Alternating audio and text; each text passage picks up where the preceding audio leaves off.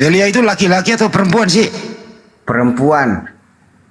Ah, laki itu. Enggak, perempuan dia. Menurut saya sih laki loh. Laki. Enggak, perempuan dia. Ucapkan omonganku. Dia perempuan. Tahu dari mana kalau dia perempuan? Udah ucapkan aja omonganku, dia itu perempuan. Kamu sering ini komunikasi sama dia? Bukan, aku di setiap komal-komal aku pendengarnya aku. Masa seorang Yesus kalian fitnah Yesus itu adalah apa? Itu udah terus sampimu panggil dulu suruh ngomong. Kalian berbicara Yesus itu dia disalib. Pernah nggak kalian mendengarkan kata-kata si Belender kasar orang Aceh? Bentar dulu, gue panggil udah terus selamat malam pagi. Kasar omongan dia. Lalu jual beli lu diam dulu. Aku tidak suka orang yang kasar. Ya, diam dulu ya. Udah terus selamat pagi. Pagi bro.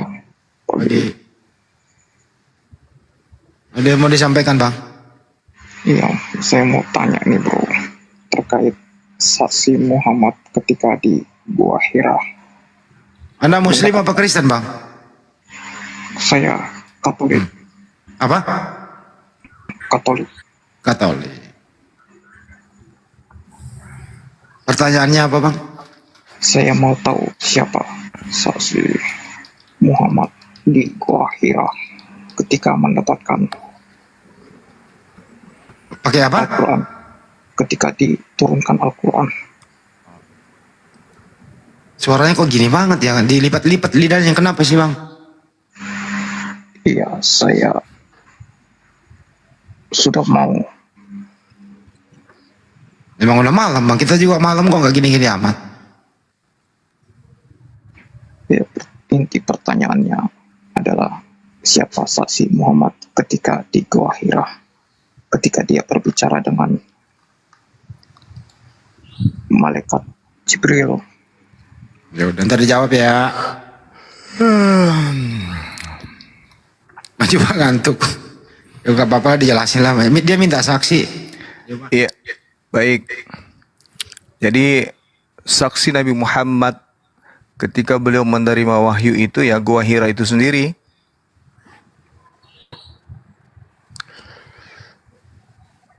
Gua Hira, malaikat, dan Allah.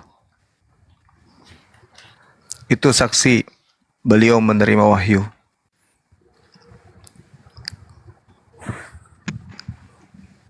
Sebagaimana Boleh saya potong sebagaimana Yesus juga bersaksi berdua, cuman bersama dengan Allah. Di dalam Yohanes 8, Yesus dan Bapa bersaksi tentang kerasulan beliau. Akulah yang menjadi saksi dan Bapa yang menjadi saksi. Aku berdua dengan Bapa menjadi saksi tentang kerasulanku. Cuman dua.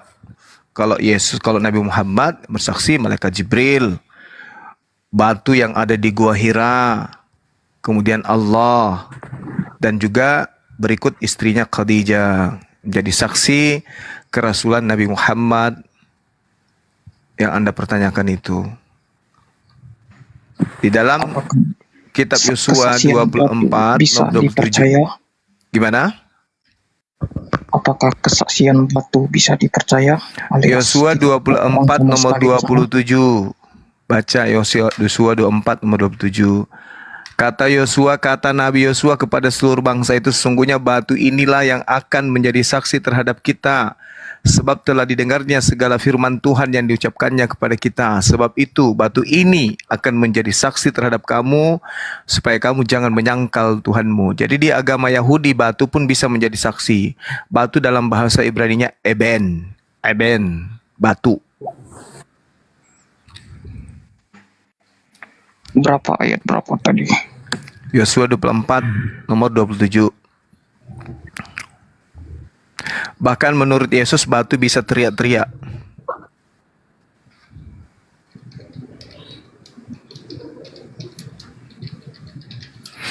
Bisa Anda baca di dalam Lukas 19.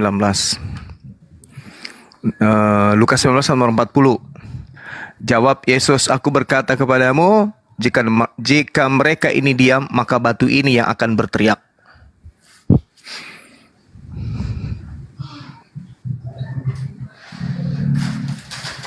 Oke.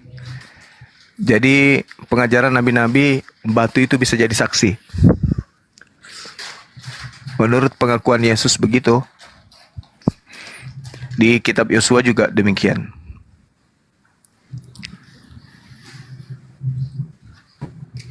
Tapi kalau di Alkitab tersebut tidak bisa dimaknai tapi terkait alegorisnya, apakah Oh, tidak di bisa. Al-Quran memang seperti Karena itu? di dalam kitabnya orang Yahudi, keledai pun bisa berbicara.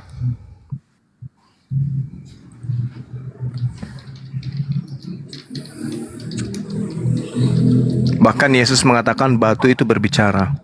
Bilangan 22 nomor 28. Keledai bisa berbicara. Kemudian Allah membuat keledai itu dapat bicara. Kata keledai itu kepada beliau, apa yang kulakukan terhadapmu sehingga engkau memukul aku 3 kali?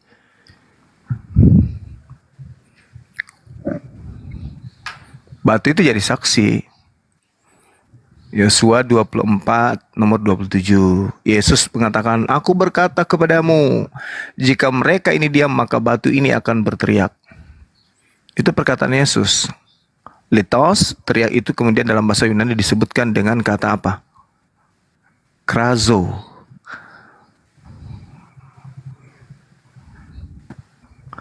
Saya boleh bertanya, Bang. Siapa yang menjadi saksi Paulus menulis surat 14 surat yang dia tulis, siapa saksinya?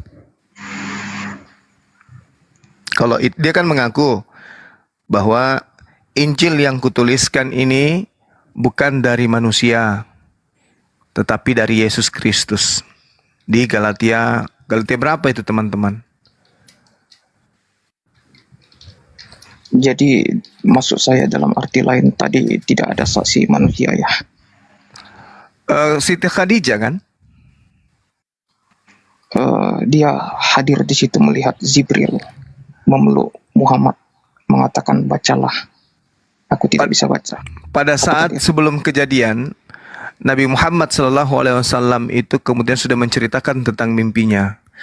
Lalu diceritakan mimpi itu kemudian kepada Warakah. Dan Warakah mengatakan yang datang kepadamu adalah malaikat Namus yang dulu juga datang kepada Nabi Musa alaihissalam. Namus itu artinya hukum. Jadi Namus yang datang kepada Nabi Musa itu datang membawa hukum. Namus yang datang kepada baginda Rasul Muhammad SAW yang adalah Roh Kudus juga adalah datang membawa hukum. Itu sama itu. Sehingga Nabi Muhammad SAW kemudian bertahalus dalam Gua Hira dan benar-benar Roh Kudus datang. Maka diperintahkanlah kemudian Iqra bismi rabbikal ladzi khalaq. Itu bisa Anda lihat di dalam Yesaya 29 nomor 12 kalau saya nggak salah. Mudah-mudahan saya tidak lupa. Tapi kan Apabila kitab itu diberikan kepada seseorang yang tidak dapat membaca dengan mengatakan baca Iqra, maka ia akan menjawab aku tidak dapat membaca. Jelas itu. Digenapi oleh baginda Rasulullah Muhammad SAW. judulnya di Yesaya itu apa? Yang jelas tidak ada seorang nabi pun yang pernah didatangi perintah untuk membaca sebuah kitab materai selain daripada baginda Rasulullah Muhammad SAW. Mau judulnya si buta mengintip, si gundul nyisir rambut, atau si ompong sikat gigi, yang jelas Yesaya 29 nomor 12 tidak ada satupun nabi yang menggenapi itu selain daripada baginda Rasulullah Muhammad SAW. Karena di situ adalah nubuat. Apabila kitab termaterai itu diberikan kepada seorang yang bisa atau tidak bisa membaca, maka orang itu kemudian berkata, aku tidak dapat membaca. Itu nubuat. Karena di situ diawali dengan kata ceper. Ceper itu artinya sesuatu yang akan datang. Cerita atau berita atau sebuah kitab atau sebuah ketetapan yang akan datang, yang akan diberikan. Diberikan dalam bahasa Ibrani Natan. Nah, siapa yang diberikan kitab yang tidak bisa dibaca, diawalinya tidak bisa membaca? Siapa? Ada selain Nabi Muhammad? Tak ada. Sekarang pertanyaan saya bisa dijawab. Dengarin dulu pertanyaannya dulu. Pertanyaan saya bisa dijawab. Siapa Iya, saya saksi Paulus menerima wahyu?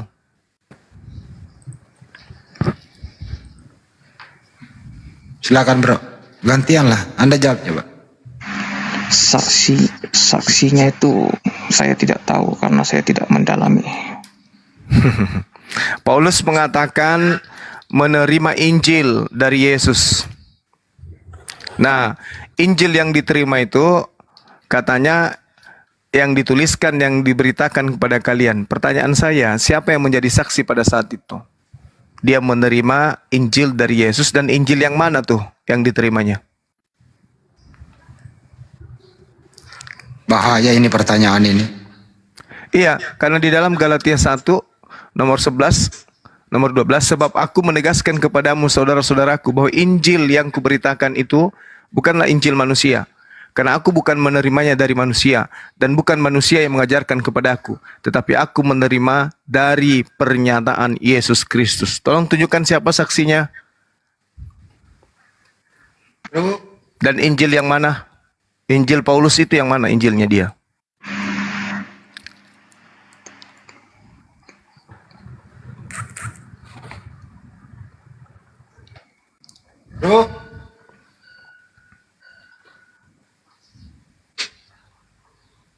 Bro, giliran ditanya balik, gitu doang.